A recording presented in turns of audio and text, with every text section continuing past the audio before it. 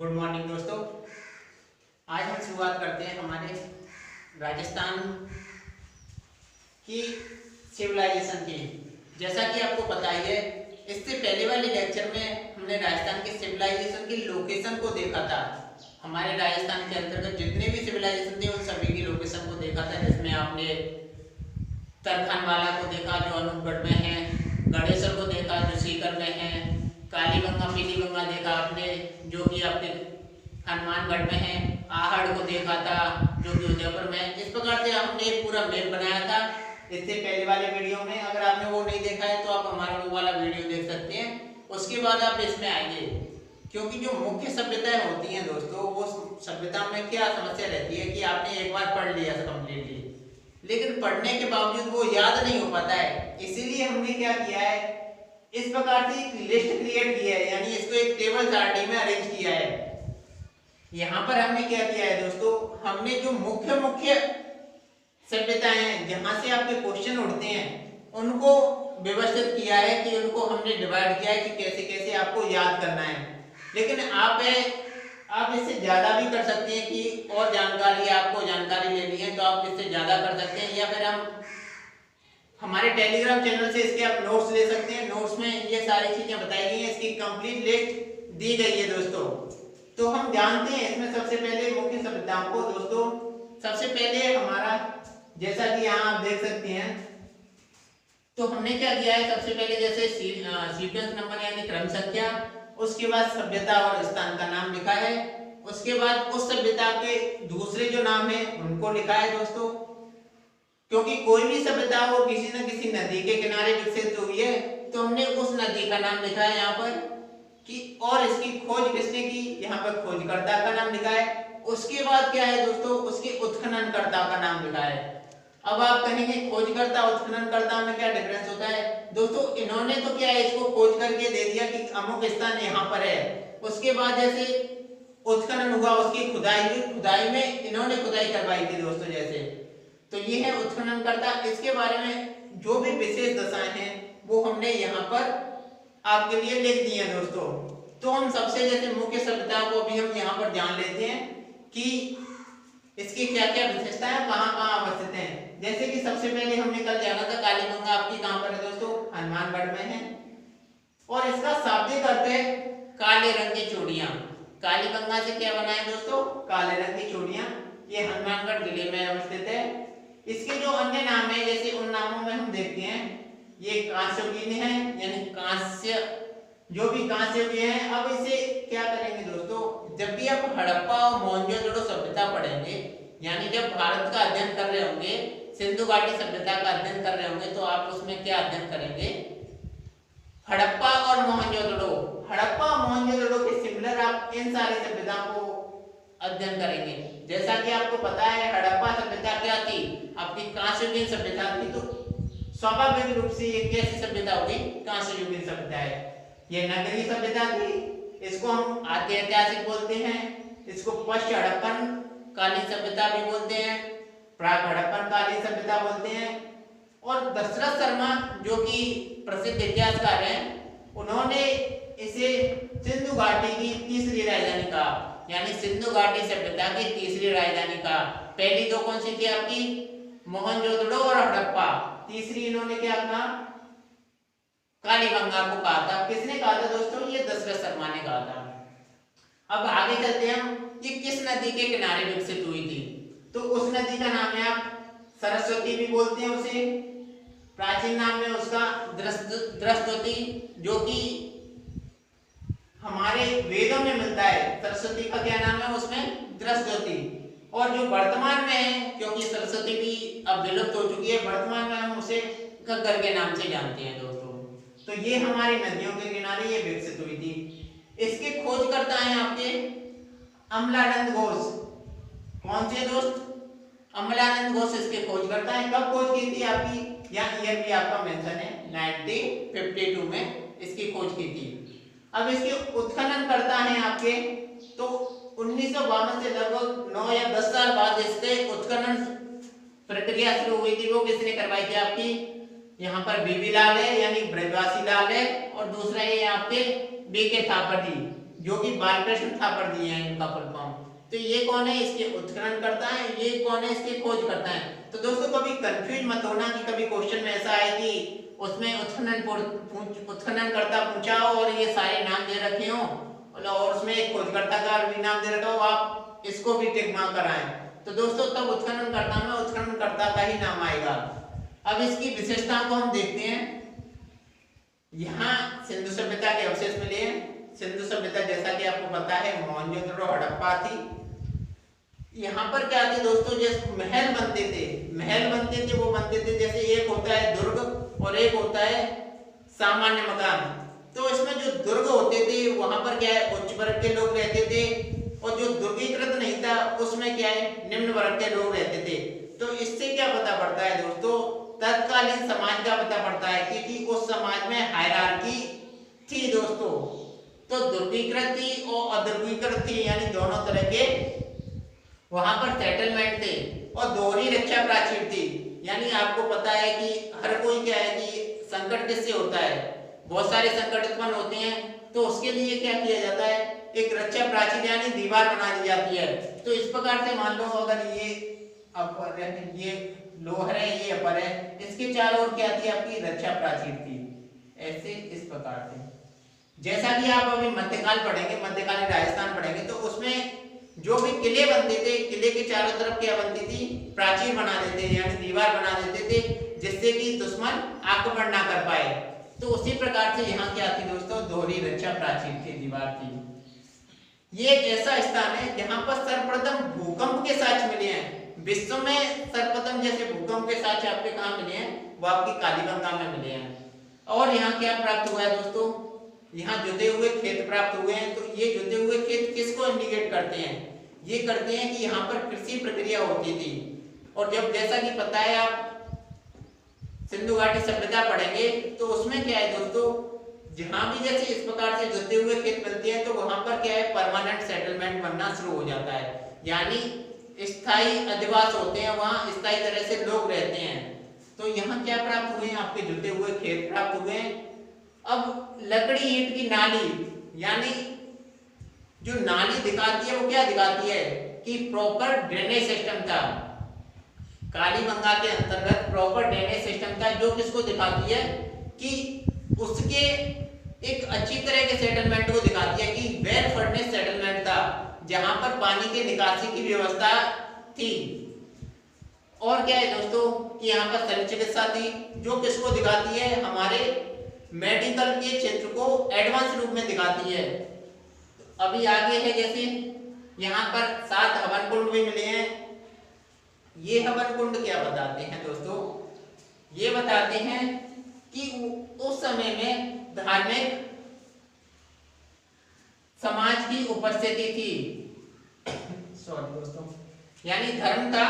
धर्म क्या बताता है, जैसे कुंड हवन कुंड है या उसमें हवन होते होंगे तो वो किसके साक्ष्य हैं, यानी वो धार्मिक समाज के साक्ष्य हैं। इसके अलावा वहां क्या मिला है, व्याघ्र अंकित वो महिला कुमारी देवी का सिक्का प्राप्त हुआ है। एक सिक्का है, जैसा कि हमारे आज सिक्का पे क्या बना होता है दोस्तों, जैसे अशोक चक्र, अशोक का जो स्तंभ है, अशोक स्तंभ का ऊपर भी भाग बना होता है, उसी प्रकार से उस समय में व्याघ्र का अंकन था और एक महिला कुमारी देवी की भी अंकन था। किस पे था, आपके सिक्के पे।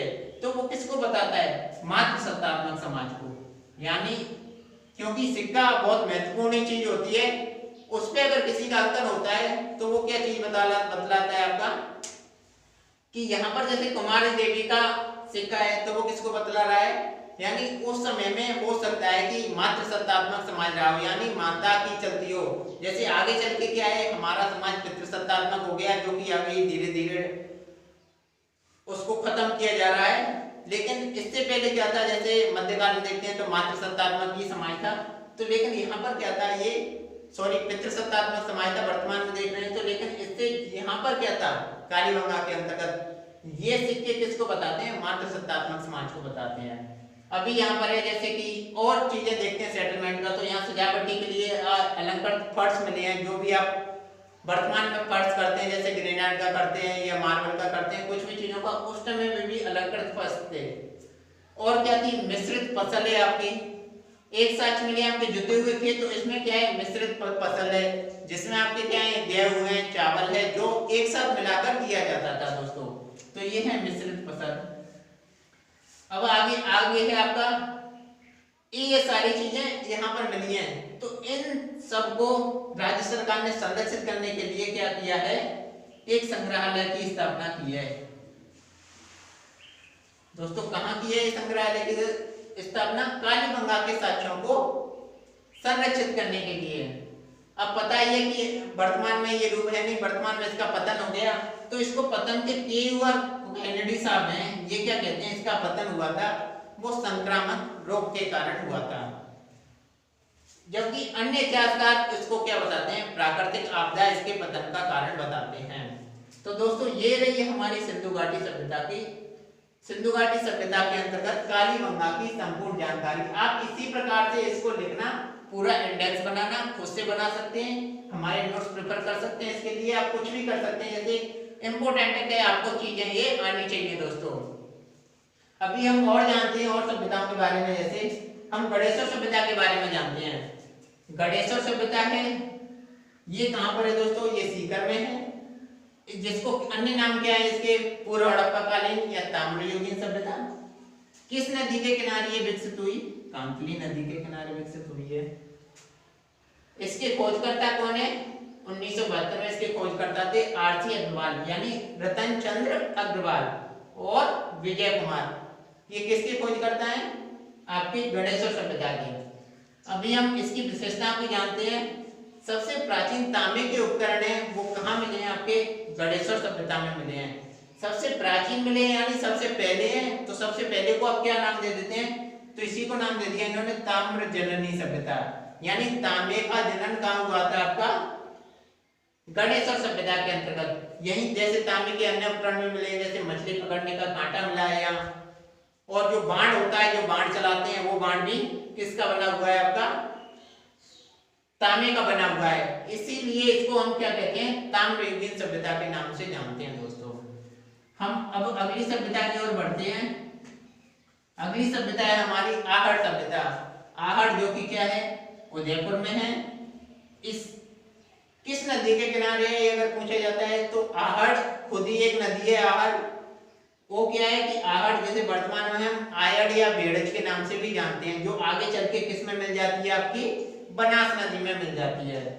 तो दोस्तों इसका अन्य नाम है जैसे बनास है, और इसको स्थानीय नाम है जैसे उसमें धूलकोट और आगाटपुर भी कहते हैं। तो इस प्रकार से हम क्या देखते हैं इस इंडेक्स के अंतर्गत? ये आहड़ का क्या देखा? अन्य नाम देखा, नदी देखी कि किस नदी के किनारे विकसित हुई है, और क्या देखा था दोस्तों? इसकी हम वर्तमान अब देखते हैं कि खोजकर्ता कौन है। इसके खोजकर्ता हैं ए.के. व्यास, और कब खोज की थी? 1953 में इसकी खोज की थी ए.के. व्यास, यानी अक्षय कीर्ति व्यास। अभी इसका जो उत्खनन किया था वो पुनः उत्खनन किसने किया था दोस्तों? 1955-56 में। आपको यहाँ ये देखना बहुत जरूरी है कि ये 1953 में क्या हो रहा है, इसका खोज की गई है। 1955 में आरसी अग्रवाल और एचडी सांकलिया द्वारा इसका क्या किया जाता है? उत्खनन किया जाता है, यानी आरसी अग्रवाल यानी रतन चंद्र अग्रवाल, दूसरा है आपका एचडी यानी हंसराज धीरज सांकलिया के द्वारा इसका उत्खनन किया जाता है। सांकलिया जी सर्वाधिक उत्खनन करते हैं, जैसा कि पता है ये आपके पुणे विश्वविद्यालय के प्रोफेसर थे। तो इसकी मुख्य विशेषता में आप जानते हैं, जैसे यहाँ पर सर्वाधिक क्या है? ताम्र उपकरण मिले हैं, इसीलिए इसे क्या कहते हैं? ताम्र नगरी। अब दोस्तों कंफ्यूज मत करना आप कभी कि ताम्र नगरी अलग है, ताम्र नगरी है आपकी आहड़ सभ्यता, जबकि ताम्र जननी है आपकी गणेशोर सभ्यता। तो इस प्रकार से अगर कोई आपके कहीं ऐसे सिमिलर वर्ड आते हैं तो आप उसको काफी फोकस किया करो दोस्तों, और उसपे क्या है आप अंडरलाइन कर दो या क्या हाईलाइटर से कुछ भी कर सकते हो आप। और यहाँ पे अभी क्या मिली? तांबे गलाने की भट्टी मिली थी, मिट्टी के क्या मिले थे? बैल है, जो बैल बना हुआ है या ब्रसप कहते हैं उसे, वो मिले थे, जिसे बनासिल बैल भी कहते हैं, यानी बनासिल बैल की इसे संज्ञा दी गई है। ये आपके कहाँ मिला है? ये मिला है आपका आहड़ सभ्यता के अंतर्गत। इसके अलावा यहाँ मिला है आटा, आटा पीसने की चक्की है, मिट्टी है, जैसे लाल और काली मिट्टी से बर्तन बने हुए हैं, यानी मिट्टी के बर्तन मिले हुए हैं। जैसा कि गांवों में वर्तमान में प्रचलित है कि गोरे बनाते हैं, गोरे बनाने में हम क्या करते हैं कि जो भी कागज है उसको गला के उसको गोरे मिट्टी से लेपित करके उसे बना देते हैं। तो ये क्या है, इसमें क्या भरा जाता था आपका, जैसे गेहूं है या कुछ भी अनाज है, खाद्यान्न गोरे या कोटे में भरा जाता था। अब क्या है दोस्तों, यहाँ लोग यहाँ पर चावल से तो परिचित थे लेकिन चांदी से अपरिचित थे। अब सोच सकते हैं यहाँ पर क्या है, चांदी से अपरिचित हैं लोग दोस्तों। अभी क्या है यहाँ, और अब मुर्दा को किस प्रकार से दफनाया जाता था या मुर्दा को जलाया जाता था, तो यहाँ मुर्दा को दफन किया जाता था। वो कैसे किया जाता था दोस्तों, उत्तर दिशा में, यानी उत्तर दिशा की ओर उनका सिर किया जाता था और उन्हें दफन किया जाता था। ये रही हमारी आहड़ सभ्यता। अब हम थोड़ा सा जानते हैं बैराट सभ्यता के बारे में। दोस्तों बैराट के बारे में हम जानते हैं, बैराट जैसा कि आपको पता है कहाँ पर है, वर्तमान जयपुर में है। ये बाणगंगा नदी के किनारे विकसित हुई थी ये सभ्यता। आगे क्या है, कब हुई थी, 1936 में दयाराम साहनी ने इसकी खोज की थी। किसने की थी दोस्तों, दयाराम साहनी के द्वारा इसकी खोज की गई थी। और इसका जो उत्खनन किया गया था वो किया गया था आपका, सबसे पहले उत्खनन किया गया था दयाराम साहनी द्वारा। उसके बाद किया गया था नीलरत्न बनर्जी और कैलाशनाथ दीक्षित के द्वारा इसका उत्खनन किया गया था दोस्तों। अब इसकी विशेषताओं के अंतर्गत हम देखते हैं, ये मौर्यकालीन सभ्यता के अवशेष यहाँ प्राप्त हुए हैं। कहाँ पर प्राप्त हुए हैं दोस्तों, अगर नाम आए तो आपके प्राप्त हुए बैराट सभ्यता के अंतर्गत, मौर्यकालीन सभ्यता के। इसके अलावा कैप्टन बर्ट ने 1837 में यहाँ पर एक भाब्रू शिलालेख की खोज की थी। वो भाब्रू शिलालेख में कैसा था, ब्राह्मी लिपि में लिखा हुआ था और उसमें क्या अंकित था, उसमें अंकित था बुद्ध है, धम्म है, संघ है, ये 3 शब्द अंकित थे दोस्तों, बुद्ध, धम्म और संघ। जैसा कि पता है ये बुद्ध धर्म के प्रमुख तत्व थे। और इसके अलावा जब आप कभी मौर्य काल पढ़ेंगे तो मौर्य काल में अगर अशोक पढ़ेंगे तो अशोक के बाद तब जानेंगे कि उन्होंने बुद्ध धम्म संघ के लिए एक नीति अपनाई थी दोस्तों। ये कैसी, ब्राह्मी लिपि में लिखा हुआ है और वर्तमान में ये कोलकाता संग्रहालय में अवस्थित है। इसके अलावा जैसे हर्षवर्धन काल में यहाँ हैंसांग आया था, जैसे यात्रियों का राजकुमार भी कहते हैं। ये हैंसांग ने यहाँ पर क्या थी, सीयू की नामक एक पुस्तक लिखी थी। उस पुस्तक में आपकी जानकारी है पुष्यभूति संघ की जानकारी है, पुष्यभूति वंश की जानकारी है, वो किसमें लिखी हुई है, सीयू के अंतर्गत दी हुई है दोस्तों। तो अभी दोस्तों ये रही हमारी सारी प्रमुख सभ्यताएं। अब इससे आगे आपको क्या है, एक इंडेक्स बनानी है और इस सभ्यता को सबको लिखना है, जिससे क्या है काफी इजीली से आपको याद हो जाएंगे दोस्तों। और आप हमसे जुड़ सकते हैं हमारे गुरुकुल चैनल पर दोस्तों। इस वीडियो में केवल इतना ही दोस्तों, धन्यवाद।